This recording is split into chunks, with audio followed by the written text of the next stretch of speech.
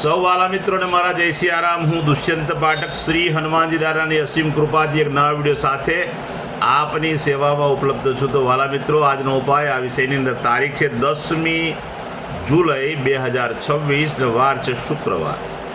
વાલા મિત્રો, જો પંચાંગની વાત કરું તો જ્યેષ્ઠ મહિનો કૃષ્ણ પક્ષ ચાલી રહ્યો છે. ભરણી નક્ષત્ર ધ્રુતિ યોગ છે. મેષ રાશિનો ચંદ્ર અને મિથુન રાશિનો સૂર્ય છે. અશુભ સમયની જો વાત કરું તો રાહુકાળ સવારે 10:52 થી 12:32 સુધી છે અને યમઘંટ બપોર 3:54 થી 5:35 સુધી છે. આ બંને સમય અશુભ સમય કહેવાય. અશુભ સમયની અંદર કોઈ પણ પ્રકારનું શુભ કાર્ય, શુભ યાત્રા ન થાય.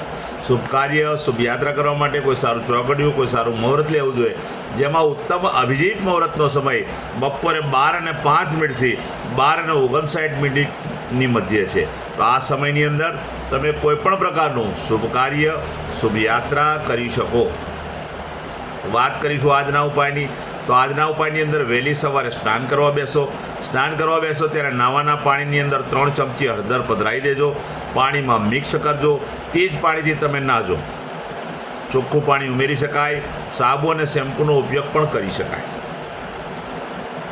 સ્નાન થઈ ગયા પછી તમારા અંડરગાર્મેન્ટ્સમાં અને તમે બહાર જે વસ્ત્ર પહેરવાના છે તેમાં ભરપૂર અત્તર, સ્પ્રે અથવા સેન્ટનો ઉપયોગ કરો. ભરપૂર.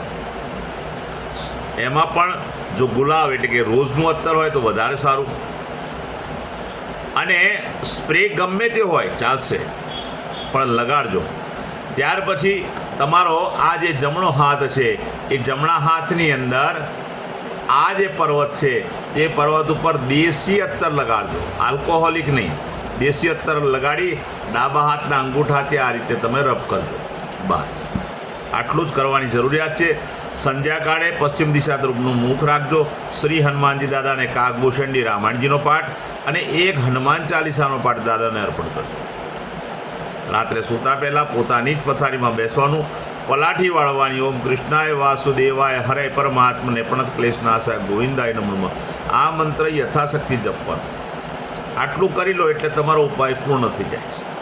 જે મારા વાલા મિત્રનો જન્મદિવસ 10મી જુલાઈ 2026 અને શુક્રવારના દિવસે છે, બધા જ વાલા મિત્રોને સૌપ્રથમ તો જન્મદિવસની શુભકામના. શ્રી હનુમાનજી દાદા તમારી મનોકામના પૂર્ણ કરે, બલબુદ્ધિ વિદ્યા આપે અને તમારું અને તમારા પરિવારનું શ્રી હનુમાનજી દાદા રક્ષણ કરે.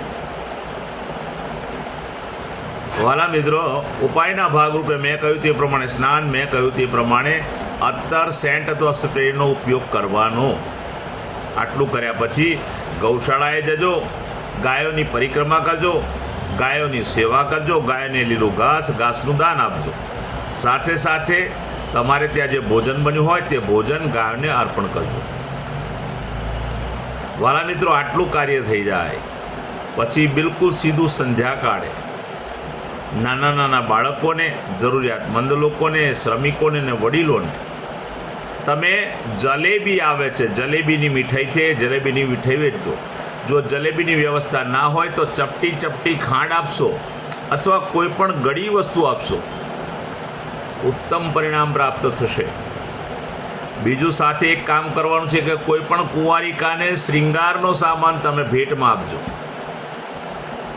લીલું વસ્ત્ર અથવા લાલ વસ્ત્ર અથવા સફેદ વસ્ત્ર તમે દાન કરી શકો.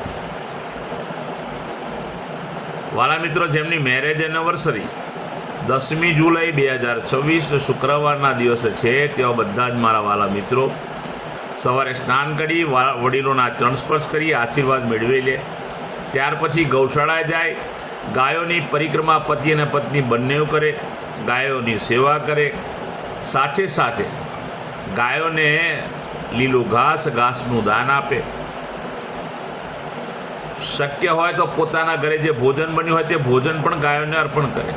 ગાયોના આશીર્વાદ મેળવ્યા પછી કોઈ પણ વૃદ્ધાશ્રમમાં, કોઈ પણ અનાથ આશ્રમમાં, કોઈ પણ વિધવા આશ્રમની અંદર જરૂરિયાતમંદ લોકોને, શ્રમિકોને અથવા બ્રાહ્મણોને તમારે ચોખાનું દાન આપવાનું છે, તુવેરની દાળનું દાન આપવાનું છે, ગોળ અને ખાંડનું દાન આપવાનું છે, તેલ અને ઘીનું દાન આપવાનું છે અને શાકભાજીનું દાન આપવાનું છે. બસ આટલું આપી દો. પતિ અને પત્નીનું આખું વર્ષ ઉત્તમ રીતે પ્રસાર થશે. વાલા મિત્રો, મારા બધા જ વિડીયો યુટ્યુબ પર હોય છે. મારી યુટ્યુબની ચેનલનું નામ છે દુષ્યંત પાઠક. મારી ચેનલને સબસ્ક્રાઈબ કરજો અને બેલ આઇકન અવશ્ય દબાવજો. હું નિયમિત એક વિડીયો મૂકું છું. જો તમે બેલ આઇકન દબાવેલો હશે તો મારો વિડીયો તમને તરત જ જોવા મળી જશે. સાથે મારી ઇન્સ્ટાગ્રામ અને મારું ફેસબુકનું પેજ, એનું નામ પણ દુષ્યંત પાઠક છે. તો મારા પેજને ફોલો કરજો, લાઈક કરજો અને મારા બધા વિડીયોને શેર કરજો. પ્રાર્થના કરું છું તમારા પ્રયત્નથી તમે શેર કરશો એમાં કોઈ વ્યક્તિ જે સંઘર્ષમાં હશે તેને સંઘર્ષમાંથી બહાર આવવાનો માર્ગ જડશે. એટલે મારો વિડીયો શેર અવશ્ય કરજો. હું નિયમિત એક વાત અવશ્ય કહું છું કે આ વિડીયો જોઈને એકવાર ઉપાય કરવાથી 24 કે 48 કલાકમાં પરિણામ નહીં આવે. નિયમિત વિડીયો જોવા પડશે અને નિયમિત ઉપાય સતત કરવા પડશે. તો તમે સંઘર્ષમાંથી, દુઃખ, પીડા, ચિંતા, ટેન્શનમાંથી બહાર આવી શકશો. નવા વિડીયોમાં ફરીથી મળીશું. આપ સૌને મારા સીતારામ.